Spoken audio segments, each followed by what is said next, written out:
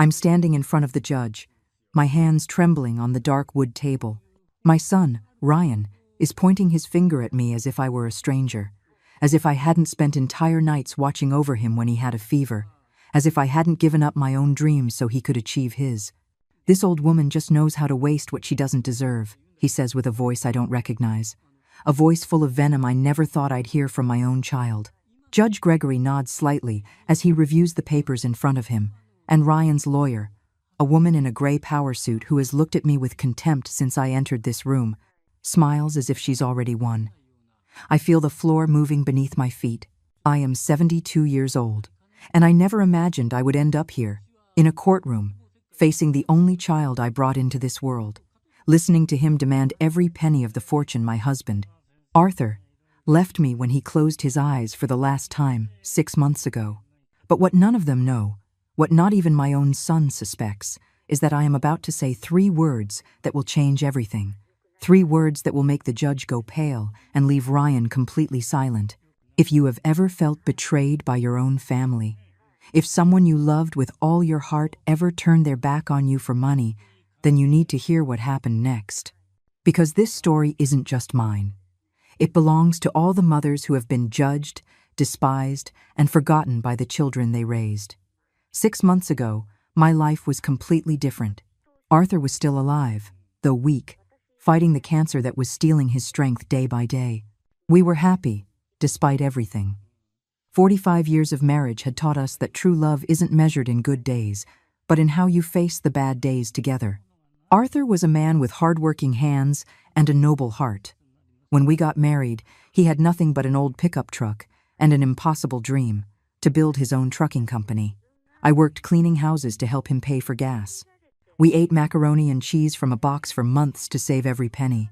But we did it, with sacrifice, with sleepless nights, with every drop of sweat. We built something from nothing. The company grew. 1 truck became 2, then 5, then 20. We employed 50 families. We bought this house where we raised Ryan, where we celebrated every birthday, every Christmas, every important moment of our lives. Ryan was our pride and joy. We gave him everything we never had. Education in good schools, new clothes, vacations, opportunities. Arthur always said he worked so hard, so our son would never have to go through what we went through. And Ryan was a good son, affectionate, respectful, attentive. He came to visit us every week. He would hug me and say, "Mom, you're the best." Arthur and I would look at each other with those eyes that only parents understand, those eyes that say, "We did it. We raised a good man." Everything changed 3 years ago. Ryan met Genevieve at a business conference. She was elegant, well-dressed, always in high heels and expensive perfume. From the first day he brought her home, I knew something wasn't right. The way she looked at our house, as if she were evaluating how much everything was worth. The way she spoke to me, with that false politeness that hides contempt. But Ryan was in love. Or at least, he thought he was. They got married 6 months after they met. Arthur squeezed my hand during the ceremony and whispered, "I hope we're wrong about her." I nodded, even though my heart knew we weren't. Ryan's visits started to become less frequent. First, he'd come every 2 weeks, then once a month, then only on special occasions. He always had an excuse: work, traffic, commitments with Genevieve's family. When he did come, she came with him, and her eyes continued to evaluate, calculate, measuring the value of every object in our house. Then Arthur got sick. The diagnosis was devastating: pancreatic cancer, advanced stage. The doctors gave us 6 months, maybe a year if we were lucky. I called Ryan, crying. I needed my son. I needed his father to see him before it was too late. Ryan came, but Genevieve stayed in the car. "She's allergic to hospitals," he explained. I didn't say anything, but Arthur looked at me with those tired eyes that could still see the truth better than anyone. During those last few months, I cared for Arthur with every fiber of my being. I gave him his medicine, bathed him when he could no longer do it himself, read him his favorite books, held his hand during the nights of pain. Ryan would come to visit, but less and less. Always with Genevieve, always looking at his watch, always with Genevieve waiting for him somewhere. One afternoon, 2 weeks before Arthur died, My husband asked me to call his lawyer, Ruth. She was an older woman, a friend of the family for decades. Arthur was closed in our study with her for 2 hours. I waited outside, listening to the murmur of their voices through the door. When Ruth came out, her eyes were damp. She hugged me and said, "Margaret, your husband is a wise man. Trust him, even when he's no longer here." I didn't understand what she meant, but I nodded anyway. Arthur died at home, in our bed, with my hand in his. His last words were, "Forgive me for what's coming, my love, but it was necessary. Protect her." Ruth. I didn't understand. I just cried and held his body until it grew cold. The funeral was packed. 50 families who depended on the company came to say goodbye to the man who had given them work and dignity. Ryan was there, dressed in black, with Genevieve at his side wearing a wine-colored dress that seemed too flashy for a funeral. He didn't cry. Not a single tear for the father who had given him everything. A week after the funeral, Ruth came to the house with a thick folder full of documents. I sat on the same sofa where Arthur and I had watched so many movies together, where we had planned our future, where we had grown old holding hands. "Margaret, I need to read you Arthur's will," Ruth said in a soft but firm voice. I nodded, preparing myself to hear what I already imagined. Everything would be left to me, and eventually to Ryan when I was gone. But there was something else, something Arthur had written in his own hand on the last pages of the will. Ruth read slowly, as if each word weighed a ton. "I leave all my assets, the company, the properties, and the bank accounts in a trust, managed by my wife Margaret, until such time as she deems appropriate. My son Ryan will receive his inheritance only when he demonstrates the character, honor, and respect I tried to teach him his entire life." I froze. "What does this mean?" Ruth looked me straight in the eye. "It means Arthur knew something you didn't want to see. He loved Ryan, but he didn't trust the people around him.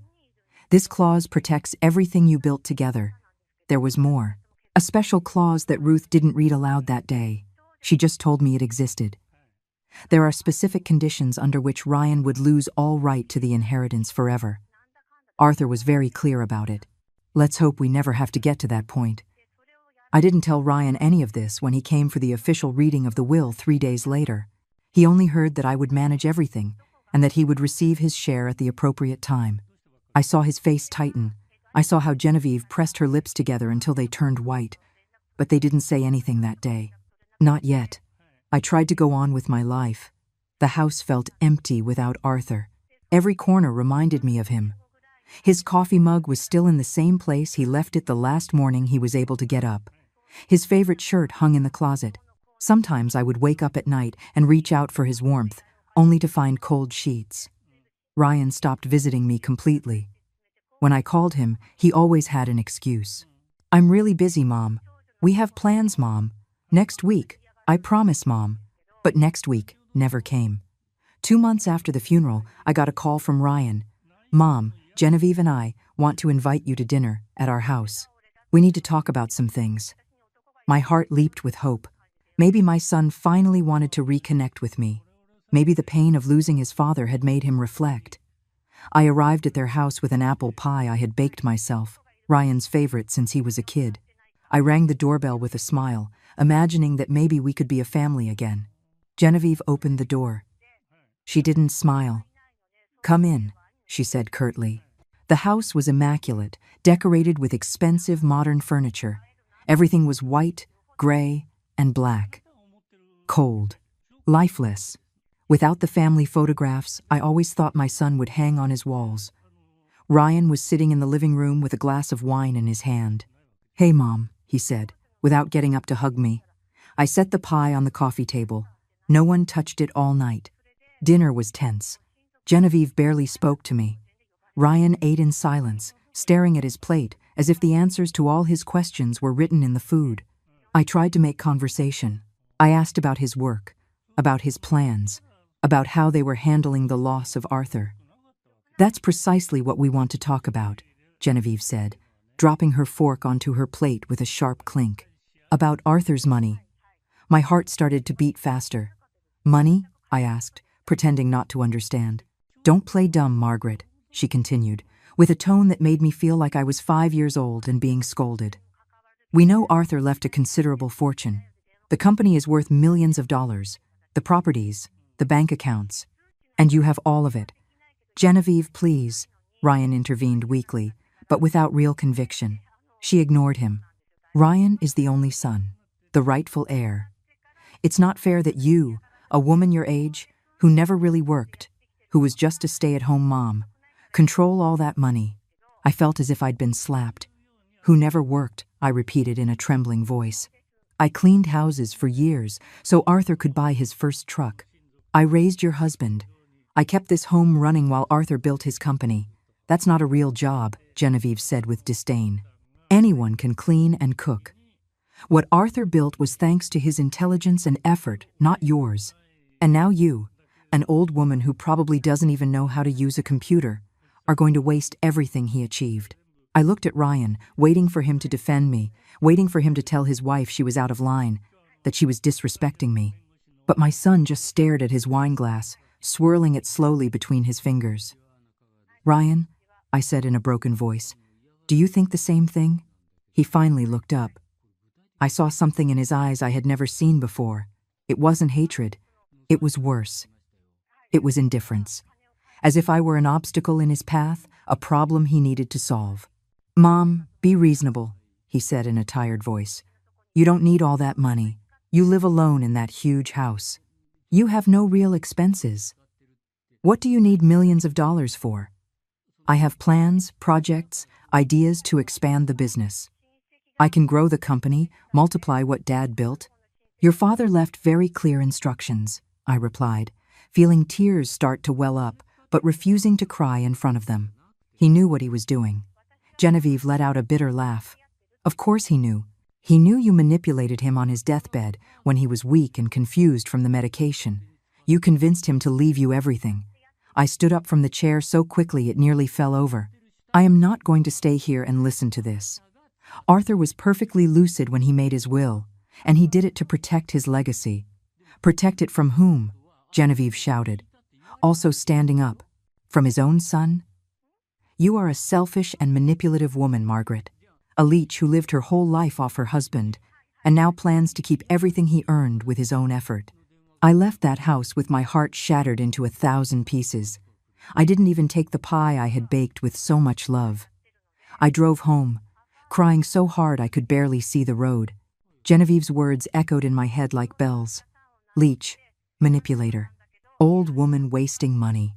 And the worst part of all was that Ryan hadn't said a word to defend me. My own son had let me be humiliated in his own home. I couldn't sleep that night. I sat on the bed I had shared with Arthur for 45 years, looking at his photograph on the nightstand. Why did you do this? I asked his smiling image. Why did you put these conditions in the will? You knew this would happen. But photographs don't answer, and the dead keep their secrets forever. The following weeks were a silent hell. Ryan called once to apologize for Genevieve's behavior, but his words sounded hollow, rehearsed. She was stressed, Mom. She didn't mean those things. But you have to understand our position. We need that money. We have plans. Investments. You can't be so selfish as to keep everything just because Dad left it to you. Your father left it to me for a reason, I replied, feeling something inside me harden, as if every cruel word were building a stone wall around my heart. And when the time is right, you will receive what you're owed. Ryan sighed with frustration. And when will that be? When you're 90? When I'm too old to enjoy it? It's not fair, Mom. He hung up without saying goodbye. I stood there with the phone in my hand, listening to the dial tone as if it were the sound of my heart breaking over and over. I tried to distract myself by managing the company. Ruth helped me understand the numbers, the contracts, the daily operations. I discovered that Arthur had been more meticulous than I imagined. Every document was perfectly organized, every decision backed by detailed analysis. The company wasn't just successful, it was solid as a rock. But I also discovered something disturbing. There were outstanding invoices in Ryan's name, loans that Arthur had quietly paid off over the last 2 years. $30,000 here, $50,000 there, all marked personal loan to Ryan. Confidential. My son had been borrowing money from his father, and I never knew. Why did Arthur never tell me? I asked Ruth, pointing to the documents with a trembling hand. She sighed deeply. Because he knew you, Margaret. He knew you would defend Ryan, no matter what. Arthur wanted to protect you from the truth, as much as he wanted to protect his company. That's why he put those clauses in the will. He saw something you didn't want to see. That night, I sat in Arthur's study and went through every document, every email he had saved, every note he had written.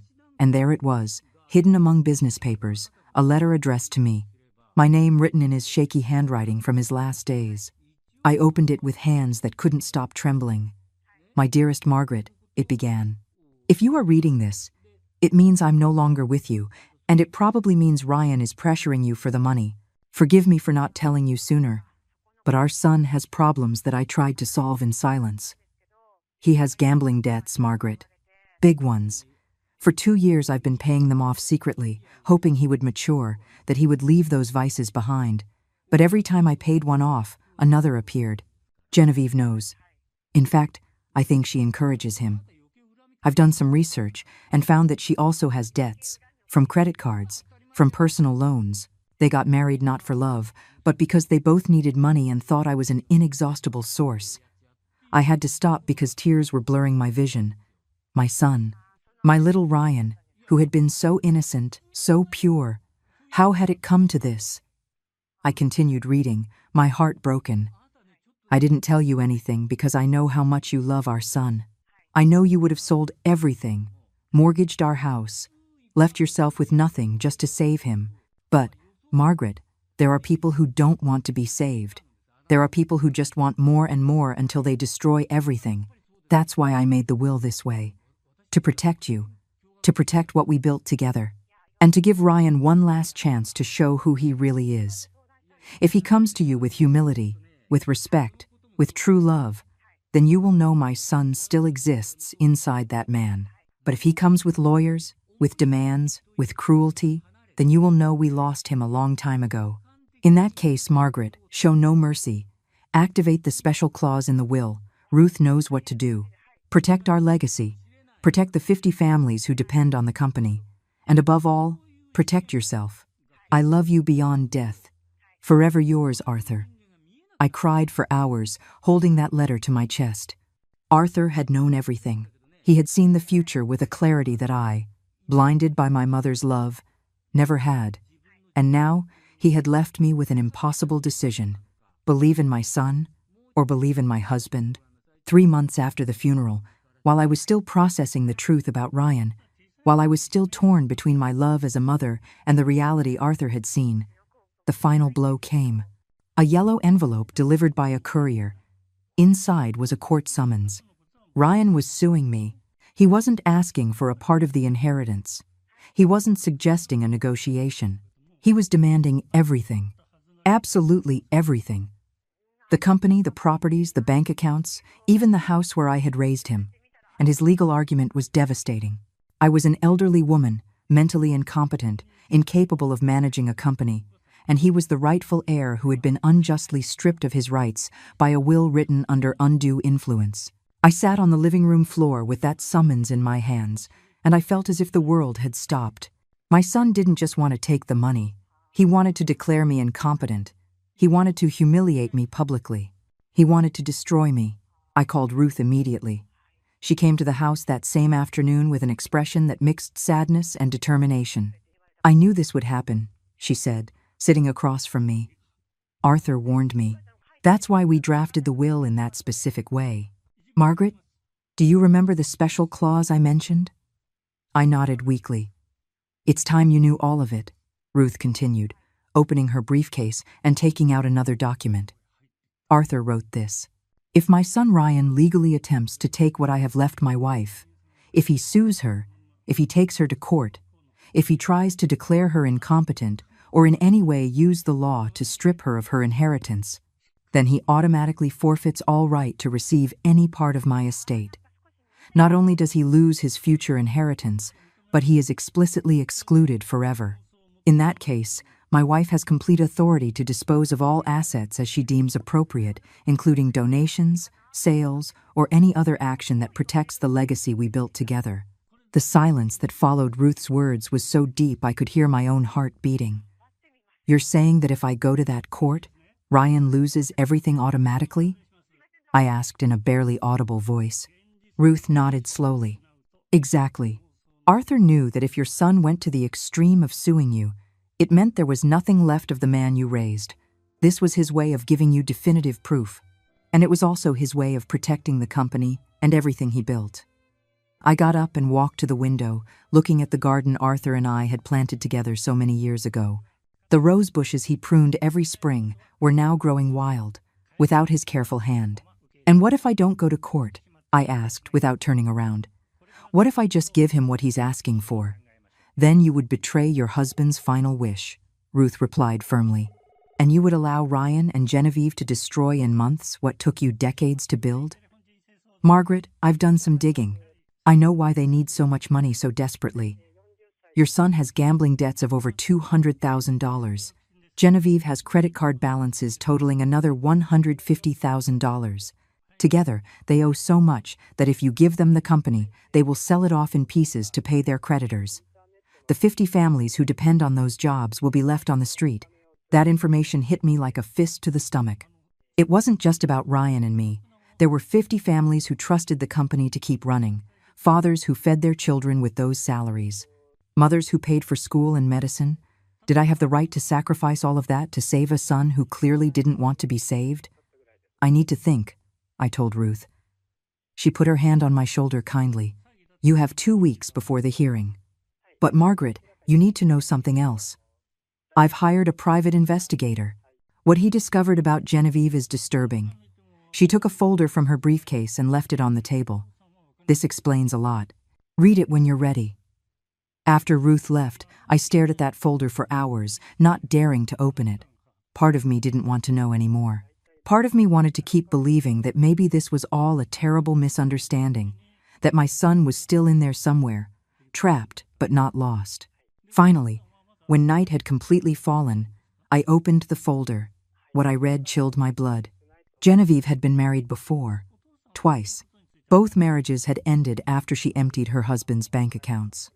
The first had been an older businessman, the second a successful lawyer. In both cases, the pattern was the same. She would marry, take control of the finances bit by bit, accumulate debts in their names, and then disappear with whatever she could carry before they realized what was happening. There were photographs in the report. Genevieve at casinos, signing large checks. Genevieve with a man who was not Ryan, entering expensive hotels. Dates and places that corresponded to the last 6 months, after Arthur had died. My daughter-in-law hadn't just manipulated my son into suing me. She was cheating on him while she did it. The question that tormented me was, should I tell Ryan the truth about his wife? Or should I let life teach him the lesson he clearly needed to learn? Arthur would have known what to do. Arthur always knew what to say, how to act. But Arthur was gone, and I had to make this decision alone. I spent those 2 weeks in constant agony. Every time the phone rang, I hoped it would be Ryan, calling to apologize, to say he had made a terrible mistake, that he would drop the lawsuit. But he never called. Not once. My son had decided his path, and that path ran right through me as if I were an unimportant obstacle.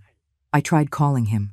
3 times I dialed his number, and 3 times I hung up before it rang. What would I say? Please don't do this to me? I still love you despite everything? Your father knew this would happen, and that's why he left you out of the will? Nothing seemed right. Everything seemed desperate and weak. The 4th time I dialed, I let it ring. Genevieve answered. "What do you want, Margaret?" she asked in that cold tone that was now so familiar. "I need to talk to my son," I replied, trying to keep my voice steady. "Your son is busy preparing for the trial where he will finally get back what rightfully belongs to him." "Genevieve, please," I begged, hating myself for pleading but unable to stop it. "It doesn't have to be this way. We can sit down, talk like a family." She laughed, a cruel laugh that cut me like glass. "Family? You stopped being family the day you decided to steal the money that belonged to Ryan. See you in court, old woman, and prepare to lose everything." She hung up. I stood there, holding the phone, feeling the last hopes of reconciliation vanish like smoke. There was no going back. Ryan had made his choice, and I would have to make mine. The night before the hearing, I took out Arthur's letter again and read it all the way through. This time, I didn't cry.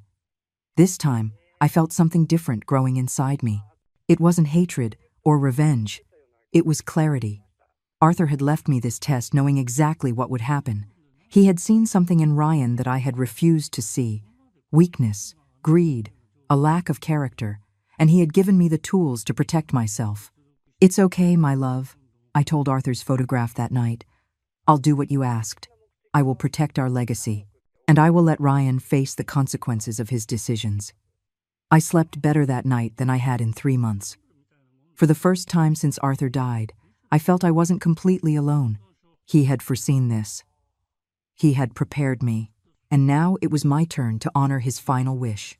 The morning of the hearing, I put on a pearl-colored dress that Arthur always said made me look dignified and strong. I did my makeup carefully, not to hide my age, but to show that a 72-year-old woman could have all the dignity and strength in the world. I looked in the mirror and saw someone who had survived 45 years of marriage, who had built an empire from scratch with her husband, who had raised a son with all her love. That woman was not weak. That woman was not incompetent. And that woman was not going to let herself be destroyed without a fight. Ruth picked me up early. In the car, we went over the strategy. "Ryan is going to try to paint you as a senile old woman who knows nothing about business. They're going to bring in false witnesses. They're going to manipulate numbers. They're going to do everything they can to make you look incompetent." "And what do we do?" I asked, feeling the nerves start to climb my spine. Ruth looked at me with a small but determined smile. "We let them bury themselves. We let them present their case, tell all their lies, show exactly who they are.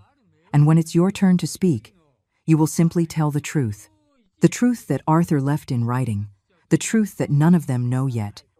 We arrived at the courthouse a half-hour early. The building was imposing, with tall columns and hallways that echoed with every step. I sat on a polished wooden bench, waiting, feeling every minute stretch into an eternity. And then I saw them arrive. Ryan entered first, dressed in a black suit that made him look like a stranger. This wasn't the boy I had raised, the young man who used to hug me and tell me I was the best mom in the world. This was a man I didn't recognize, with hard eyes and a clenched jaw. Behind him came Genevieve, wearing an ivory-colored dress and heels so high they clicked against the marble floor. She looked at me with a triumphant smile, as if she had already won. Their lawyer was a tall, severe woman with black hair cut in an aggressive style, carrying an expensive leather briefcase and an expression that said she never lost a case. She introduced herself as Miss Shaw, an estate litigation specialist. She shook my hand with a cold, calculating grip. Ryan didn't look at me, not even once. He walked past me as if I were invisible, as if I weren't the woman who had carried him for 9 months, who had walked the floors with him all night when he had colic as a baby, who had sold her own mother's jewelry to help pay for his college tuition. That indifference hurt more than any insult. "All rise," the bailiff announced as the judge entered the room. Judge Gregory was a man in his 60s, with perfectly combed gray hair and gold-rimmed glasses. He had the expression of someone who had seen too many families destroy each other over money. He sat, adjusted his papers, and the hearing began. Miss Shaw opened the case with a perfectly constructed narrative. She spoke of Ryan as a devoted son who had been unjustly stripped of his inheritance by a will drafted under questionable circumstances. "Your Honor," she said in a clear, professional voice, "my client is the only son of the late Arthur Miller. Throughout his life, he was an exemplary son. He visited his parents regularly, supported them emotionally, was present for every important moment." I had to bite my tongue to stop from yelling that it was a lie. For the last 3 years, Ryan had been absent more than present. But Ruth put her hand on mine under the table, reminding me to wait my turn. "However," Miss Shaw continued, "after his father's death, my client discovered that he had been almost completely excluded from the inheritance. Everything was left in the hands of Mrs. Margaret Miller, a 72-year-old woman with no business experience, no formal education in administration, and without the necessary skills to manage a company worth over $5 million. $5 million. It was the first time I had heard that figure spoken aloud. Arthur and I had built something worth $5 million, from a single old truck to this. And now my son wanted to take it all. Your Honor, the lawyer pulled several documents from her briefcase. We have evidence that Mrs. Miller has been making questionable financial decisions since her husband's death. She has rejected lucrative buyout offers for the company. She has held on to properties that could be sold for significant profit. And most worryingly, she has been refusing to consult with her son, the natural heir, on any important decisions. It was all lies. I hadn't rejected any offers, because I hadn't received any. I held the properties because they generated steady income for the company. And the reason I didn't consult with Ryan was that he had never asked about the business until he found out how much money was involved. Then they called the first witness. He was a man who introduced himself as a financial advisor, someone who had supposedly worked with Arthur. I had never seen him before in my life. He testified that Arthur had expressed concerns about my mental capacity in the last months of his life. He said his wife was confused, forgetting important things, having difficulty understanding basic financial concepts. He lied brazenly under oath. Ruth stood up immediately. Objection, Your Honor.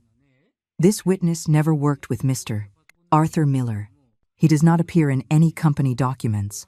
There are no records of payments in his name. There are no emails or correspondence proving he had any contact with the deceased. Judge Gregory frowned and looked at Miss Shaw. Do you have proof that this witness did, in fact, work with Mr. Miller?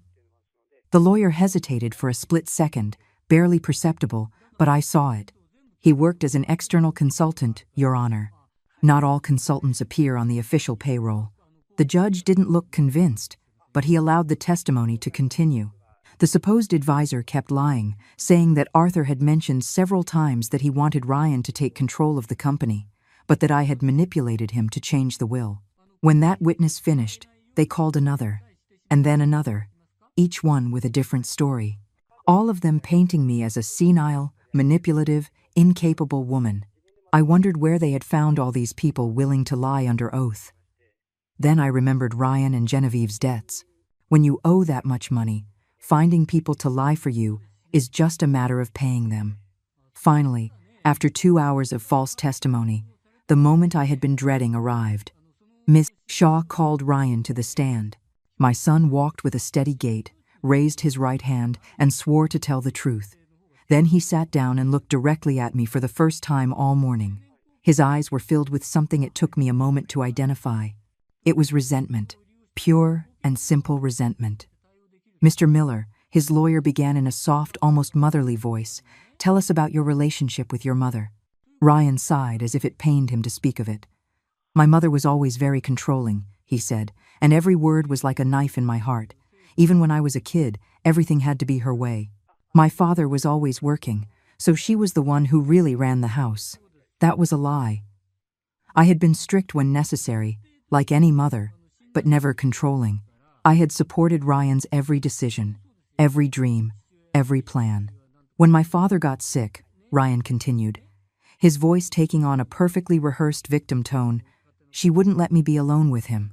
She was always there, monitoring every conversation, controlling who could visit and when. I understand why now.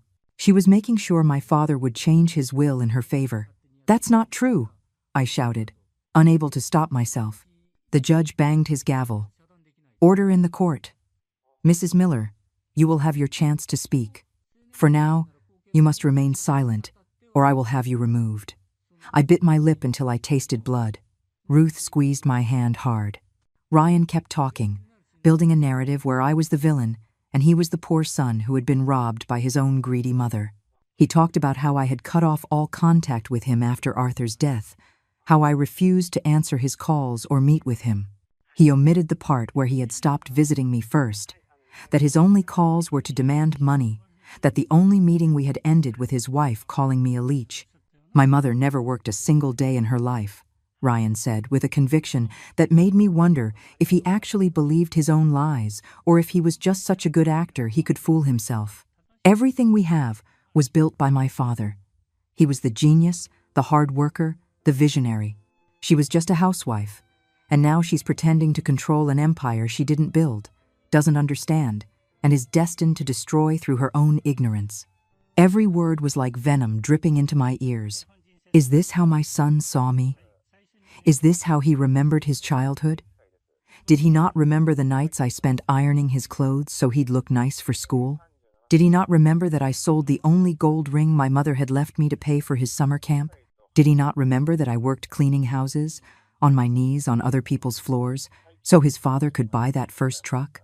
And now, Ryan's voice broke with an emotion that would have seemed genuine if I didn't know the truth. I'm here because I have no other choice. My mother has become irrational. She spends money on unnecessary things. She rejects advice from professionals. And what's most worrying is that she's showing clear signs of mental decline. She forgets conversations. She confuses dates. Sometimes she doesn't even remember if she's taken her medication. That's when I lost it. I shot up from my chair so fast it fell backward with a crash that echoed through the room. Liar! I screamed with all the strength in my lungs. How dare you? How dare you invent those lies about your own mother? Judge Gregory banged his gavel repeatedly.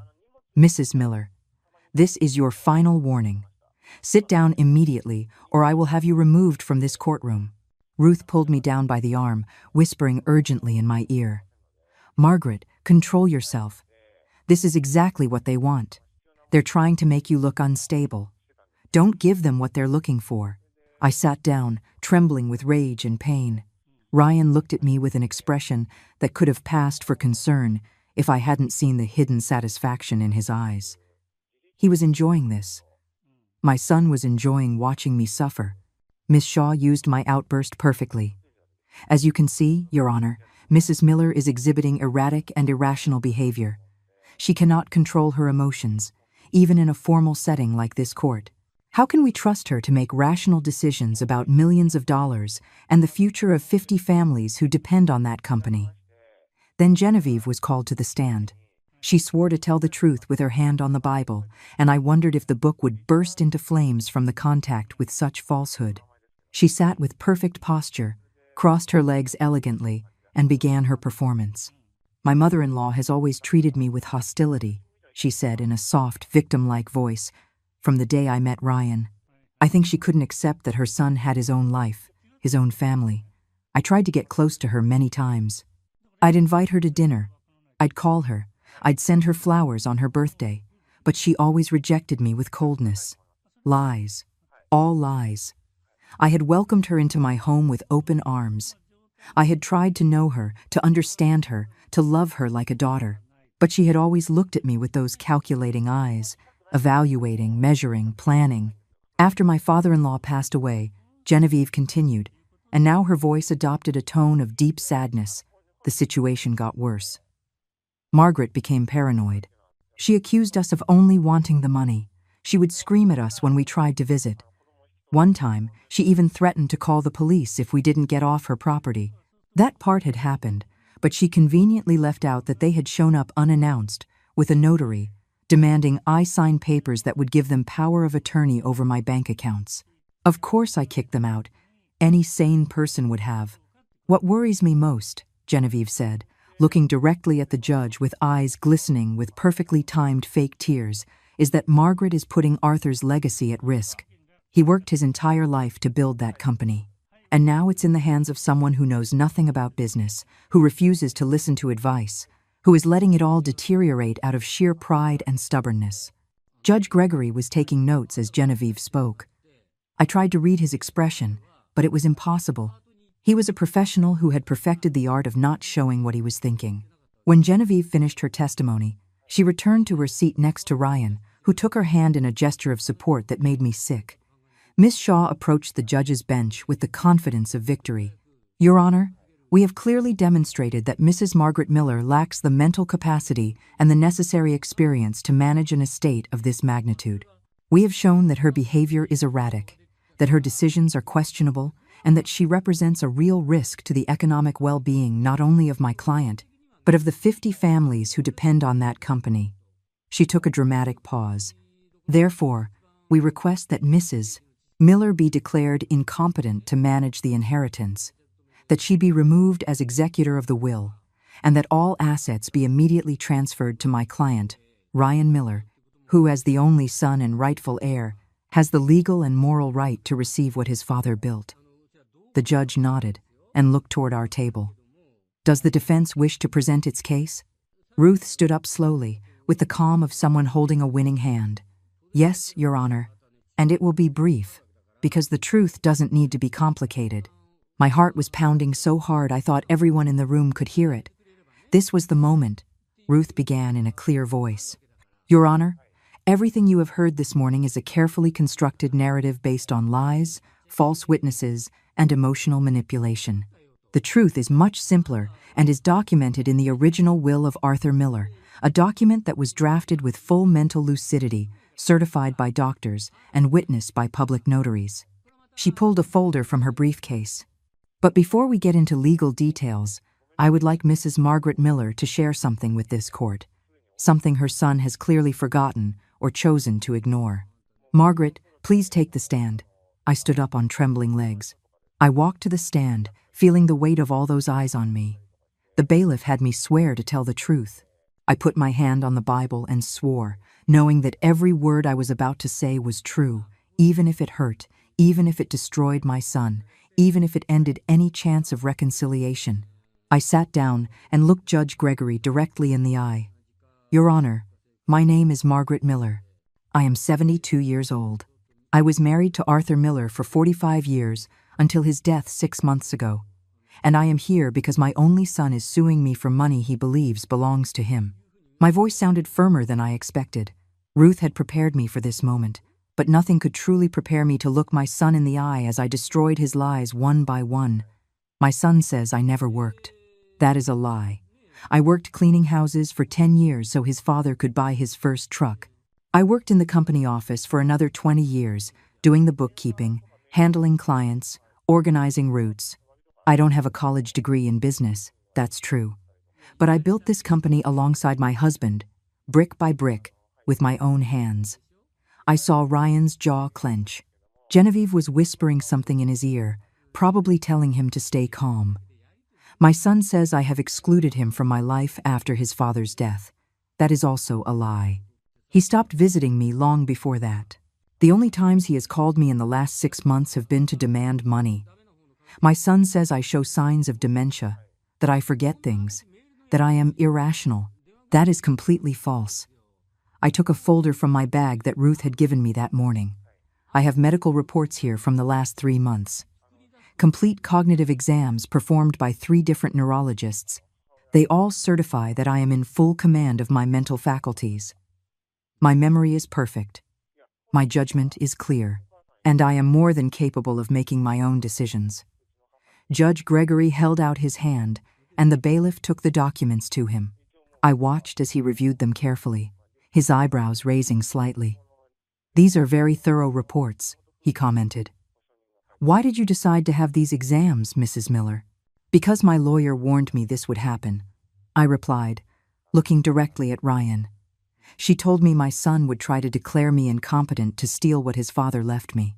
So I prepared. I made sure I had all the necessary documentation to prove that I am perfectly sane and capable. Ruth then approached with another folder. Your Honor, we also have the company's financial statements for the last 6 months. Since Mrs. Miller took full control, the company has increased its profits by 22%. She has closed 3 major new contracts. She has improved working conditions for the employees, and she has maintained 0 debt. For someone supposedly incompetent, those are extraordinary results. I saw Miss Shaw's face turn pale. They clearly hadn't expected us to have such thorough documentation. The judge reviewed the financial statements with a growing look of interest. These numbers are impressive, he admitted. Mrs. Miller, how did you achieve this growth? By listening to the people who actually know the business, I answered honestly. The managers my husband trained for years. The drivers who have been with us from the beginning. I don't pretend to know everything, Your Honor. But I know how to recognize talent and loyalty when I see them.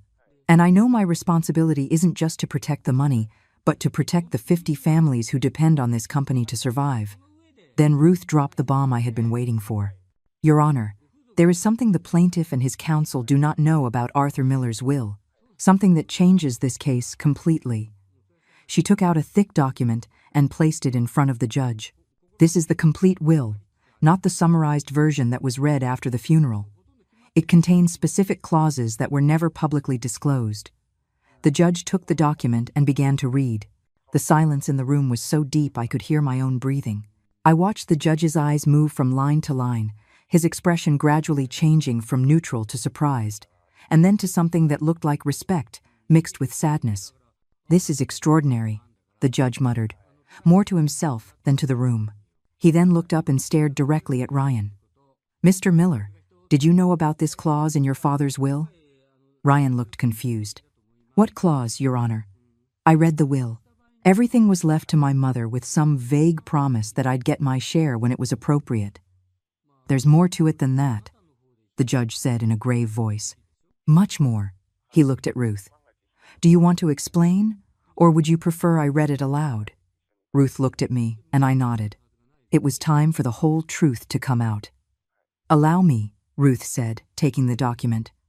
Her voice filled the room with the words Arthur had written, knowing exactly what was going to happen. The will of Arthur Miller.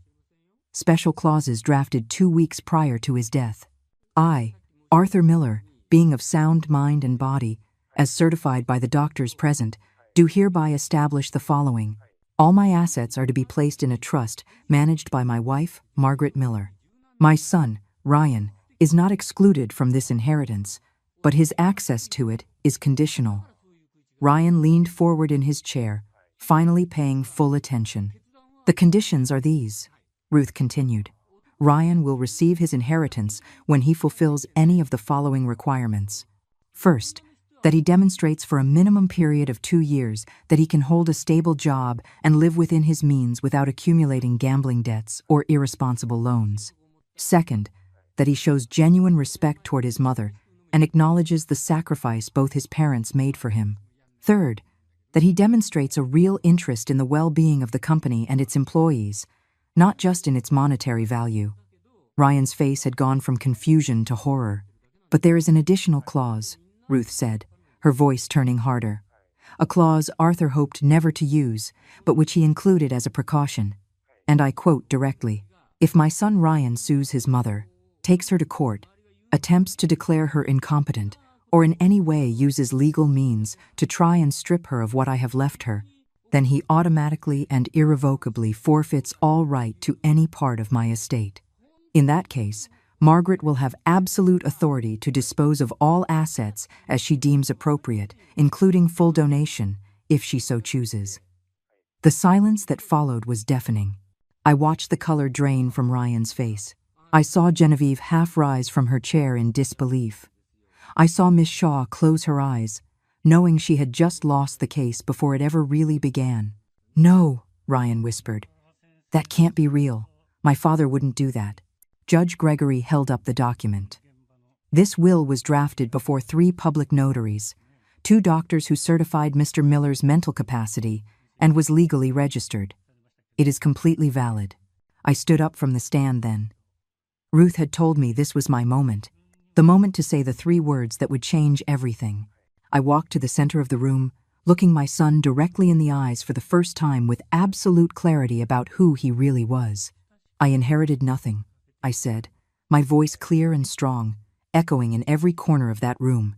The 3 words I had rehearsed, that I had dreaded saying, but now came out with absolute certainty. Everyone stared at me, uncomprehending. Judge Gregory frowned. "What do you mean by that, Mrs.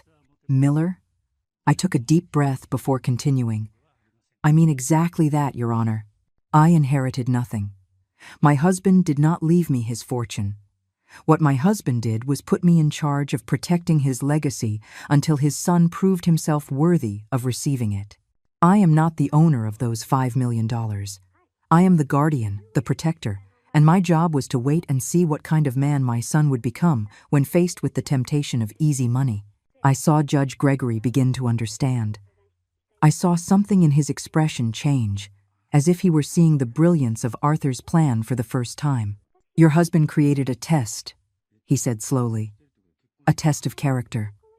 I nodded, feeling the tears finally start to roll down my cheeks, but making no attempt to stop them. "Exactly. Arthur knew that money changes people. He wanted to know if his son valued his fortune or his family more. He wanted to know if Ryan would be able to wait, to respect, to trust, or if he would immediately run to the courts to take by force what his father wanted to give him with love. I turned to Ryan, who now had his head in his hands. And now I have my answer. Now I know what you chose, son. You chose the money. You chose to believe a woman you've known for 3 years over the mother who raised you for 45. You chose to humiliate me in public, to declare me incompetent, to destroy my reputation. And because of that choice, by bringing this case to court, you have activated the clause your father dreaded having to use. Ryan's head snapped up, his eyes red, though whether from rage or tears, I couldn't tell. "This is a trap," he shouted, jumping to his feet. "It's a cruel trap. My father set me up so I could never get what's mine." His voice was breaking with every word, but I no longer felt pity for him. Only the terrible weight of the truth that Arthur had seen long before I had. "It wasn't a trap," I said, my voice firmer than I felt inside. "It was an opportunity. An opportunity to prove that you had learned the values we tried to teach you. Your father loved you so much that he was willing to risk his entire legacy just to give you one last lesson about what really matters in life. Not money, not power, but character, integrity, respect." Judge Gregory banged his gavel, demanding order, because Genevieve had also stood up, screaming that this was all a conspiracy, that Ruth and I had forged documents, that we had manipulated the will after Arthur's death. But her voice sounded desperate, like someone watching their house of cards collapse in front of their eyes. "Order!" the judge roared, with an authority that made everyone fall silent instantly. "Sit down immediately, or I will clear this courtroom." Genevieve and Ryan slumped back into their chairs.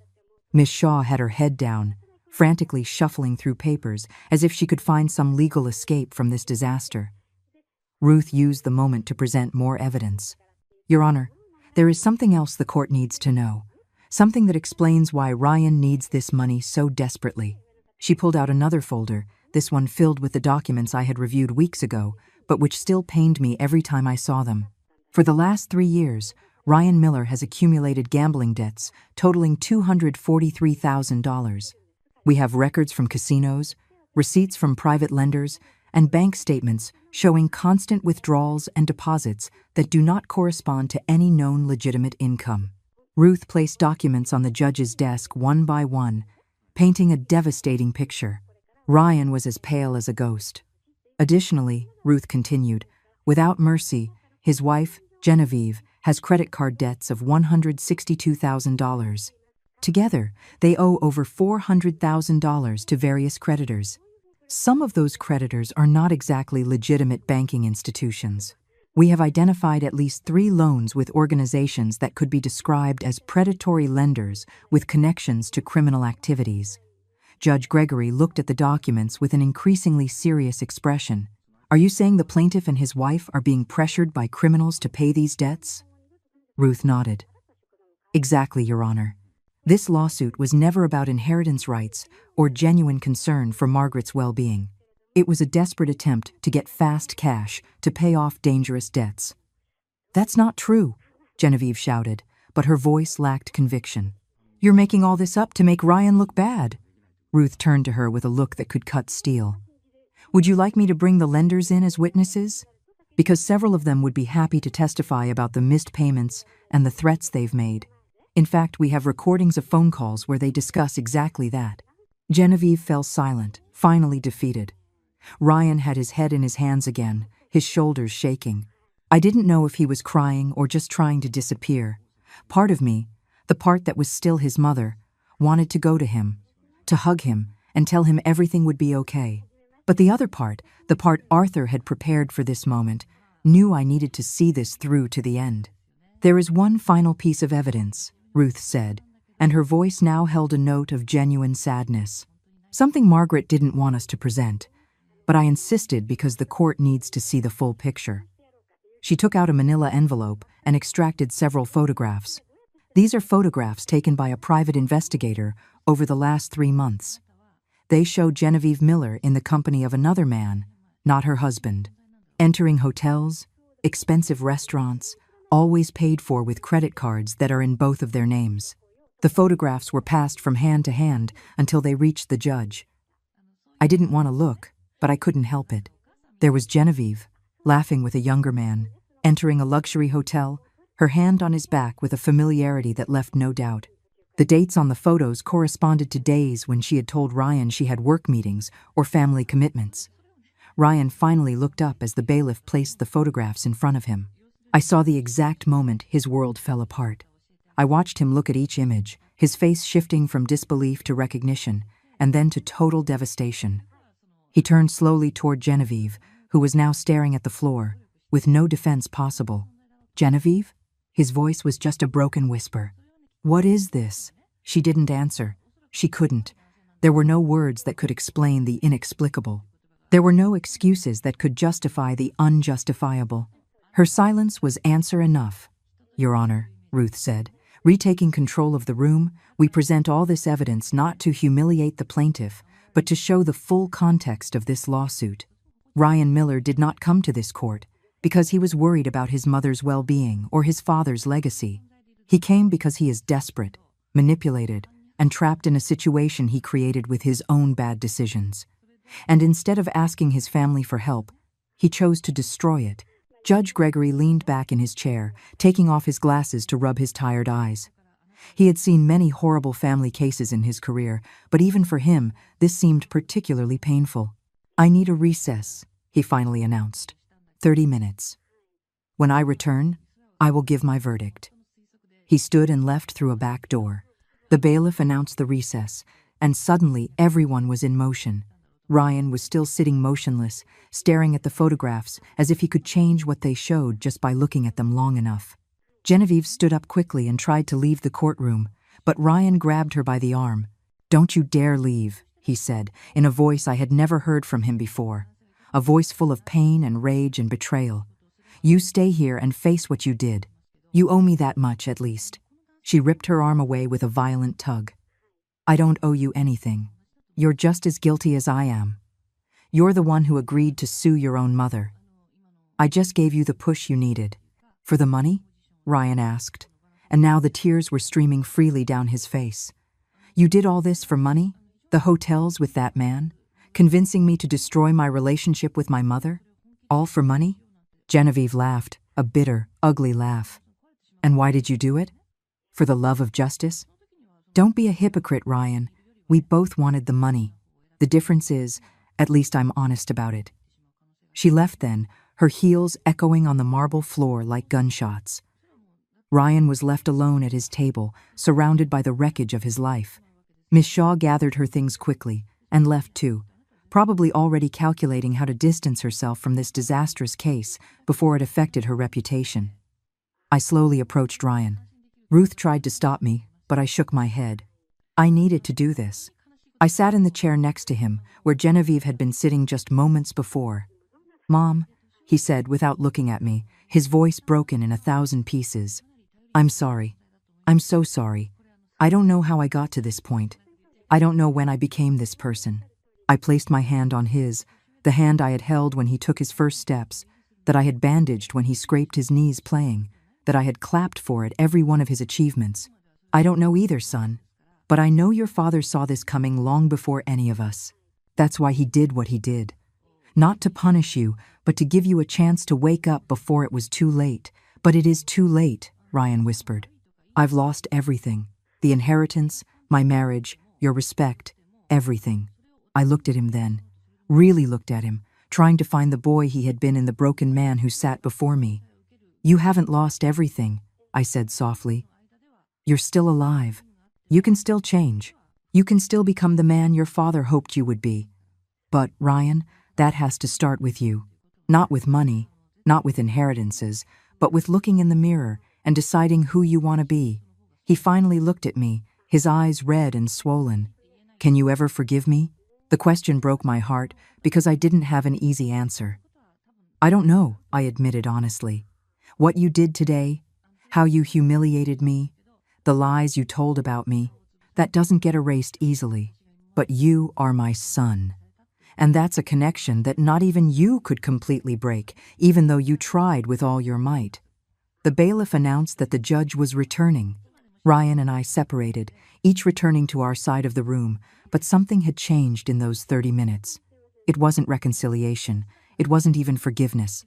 It was simply the acknowledgement of a painful truth that we would both have to carry for the rest of our lives. Judge Gregory entered with a solemn expression. He sat, organized his papers, and looked at all of us with the gravity of someone about to change lives forever. I have reviewed all the evidence presented. I have read the complete will of Arthur Miller multiple times. And I must say, in 30 years on the bench, I have never seen a document so meticulously designed, nor a situation so tragically predictable. He paused, letting his words settle in the room. Arthur Miller was not just a successful businessman. He was a man who deeply understood human nature. He saw the weakness in his son, and instead of simply disinheriting him, he gave him a test, an opportunity to prove that the values he tried to instill in him his entire life had taken root enough to withstand the temptation of easy money. The judge looked directly at Ryan. "Mr. Miller, you failed that test. You didn't just fail it. You failed it in the most spectacular way possible. You sued your own mother. You attempted to declare her incompetent with false testimony. You humiliated her publicly with baseless accusations. And you did it all while your wife was deceiving you, and you were both racking up debts you planned to pay with your family's money." Ryan had lowered his head again, unable to meet the judge's gaze. Therefore, Judge Gregory continued, his voice resonating with final authority, in accordance with the specific clauses of the will of Arthur Miller. "I declare that Ryan Miller has irrevocably forfeited all right to any part of his father's inheritance. The lawsuit is dismissed with prejudice, meaning it cannot be filed again. And Mrs. Margaret Miller maintains complete authority over all assets of the estate to dispose of them as she deems appropriate." The gavel struck the desk with a sound that signaled the end of everything. There were no shouts, no protests, just a heavy, definitive silence. Miss Shaw had disappeared during the recess and never returned. Genevieve was gone too. Ryan was left alone in his defeat, surrounded by the consequences of every bad decision he had made for the last 3 years. I left the courthouse with Ruth by my side. The sun was shining outside, a cruel contrast to the darkness of what had just happened inside. "You did it," Ruth said, putting a hand on my shoulder. "You protected Arthur's legacy, exactly as he wanted." I nodded, but I didn't feel victorious. I just felt an enormous emptiness where my family used to be. The next few days were strange. News of the trial had leaked in the business community. Some called to congratulate me, others just to gossip. I ignored them all. I shut myself in the house Arthur and I had built together, and for the first time in months, I allowed myself to truly grieve. Not just for my husband, but for my son. Because even though Ryan was still alive, the son I knew had died somewhere during those last 3 years. 2 weeks after the trial, I made a decision. I called Ruth and asked her to set up a meeting with the company's senior managers and employee representatives.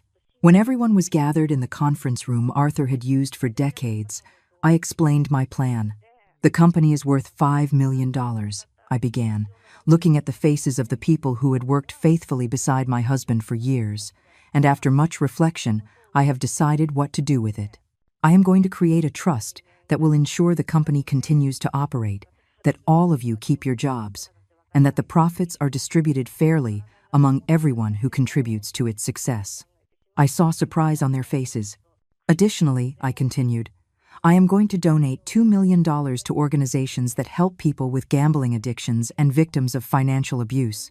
I will do it in Arthur's name, because I know he would have wanted his legacy to help prevent other families from going through what we went through." One of the oldest managers, a man named Caesar who had worked with Arthur from the beginning, raised his hand. "And what about you, Mrs. Miller? What will you do with the rest?" I smiled for the first time in weeks. "With the rest, I'm going to live. Modestly. Just as Arthur and I always lived. I don't need mansions or luxuries. I need peace. And the knowledge that I honored the final wish of the man I loved for 45 years. 1 month after the trial, Ryan showed up at my door. I hadn't spoken to him since that day in court. He looked different, thinner, with deep dark circles under his eyes, wearing simple clothes instead of his expensive suits. "Can I come in?" he asked in a barely audible voice. I let him in, and we sat in the same living room where we used to watch movies when he was a boy. "I divorced Genevieve," he said after a long silence. "Or rather, she divorced me the moment it was clear there would be no money. She disappeared with that man from the photographs. Didn't even leave a note. I didn't say anything. I just waited for him to continue. I sold everything I owned to pay the most urgent debts. My car, my furniture, my expensive clothes, everything. And I still owe almost $100,000, money I'll probably never be able to repay." "Why are you here, Ryan?" I finally asked. He looked at me with eyes that finally seemed to see reality clearly. "Because I need to tell you something. Something I should have said months ago. You were right. Dad was right. I became someone unrecognizable. I let greed, and Genevieve, and my own weaknesses turn me into a monster capable of destroying his own mother for money." The tears were streaming down his face now, genuine tears of remorse that no performance could fake. "I'm not here to ask for forgiveness, because I know I don't deserve it. I'm not here to ask for money, because I know I lost that right forever. I'm just here to tell you that I'm sorry. I'm sorry for every cruel word I said in that courtroom. I'm sorry for every lie I told. I'm sorry for wasting the last lesson Dad tried to teach me." I felt something inside me begin to soften, but not completely. The pain was still too fresh, the betrayal too deep. "I appreciate you coming to say this," I replied carefully. "But Ryan, words are easy. True repentance is shown through actions over time, not with an apology in a moment of desperation." He nodded, wiping his tears on the back of his hand. "I know. That's why I'm not asking you to forgive me now. I'm just telling you that I'm going to spend the rest of my life trying to become the man Dad hoped I would be. The man you and he deserved as a son. Even if it's too late to get back what I lost, it's not too late to change who I am." He got up to leave, but before he reached the door, he turned back one last time. "One more thing, Mom." "Thank you." I frowned, confused. "Thank you for what?" "For not giving up on Dad's will. For being strong enough to do what he asked, even though it meant losing me. Because if you had given me that money when I demanded it, I would have ended up dead or in jail. By denying me, even though it doesn't seem like it now, you probably saved my life." He left then, and I was alone again in that house full of memories. But this time, the silence felt different. It wasn't the silence of defeat, but the silence of resolution. Arthur had been right about everything, about Ryan, about Genevieve, about what money can do to people, and he had left me the tools to protect his legacy, and perhaps without knowing it, to save our son from himself. 6 months later, the company was still growing. The employees worked with renewed pride, knowing they were part of something bigger than just a business. The families who depended on those salaries could sleep peacefully. And the name Arthur Miller had become synonymous with integrity in our community. Ryan got a job as a truck driver, the same job his father had done 45 years ago when he started. I saw him occasionally, always from a distance, always with that look of humble determination of someone rebuilding his life from scratch. We hadn't spoken again since that day in my living room, but I kept up with him through other people. I heard he was paying off his debts, little by little. I heard he had started attending meetings for people with gambling addictions.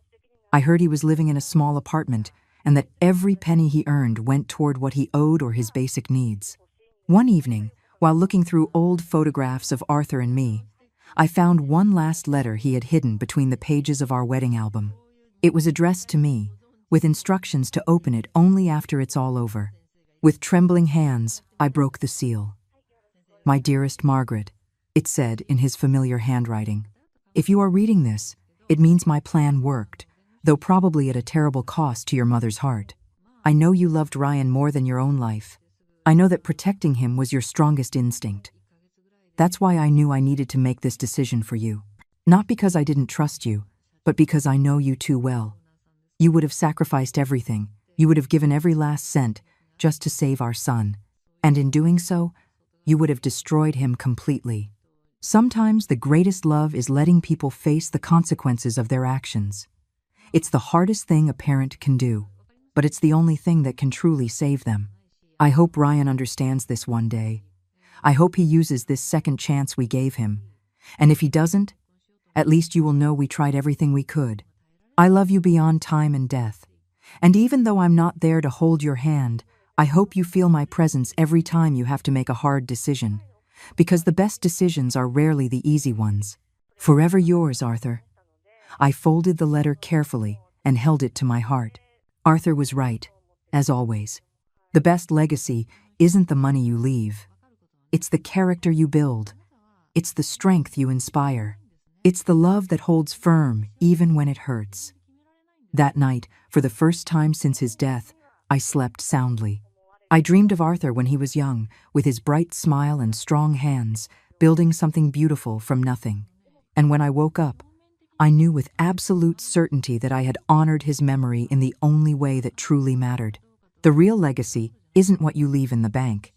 It's what you leave in people's hearts. And money can never buy what Ryan lost that day in court, the unconditional love and respect of his mother. But it also can't buy what he finally gained, the chance to become the man he was always supposed to be. If you have ever been betrayed for money, if your own family has ever turned its back on you out of greed, remember this: dignity is not inherited, it is built. And sometimes, true love means saying no, even when it breaks your heart. Because only in the deepest darkness can we find the strength to become the light.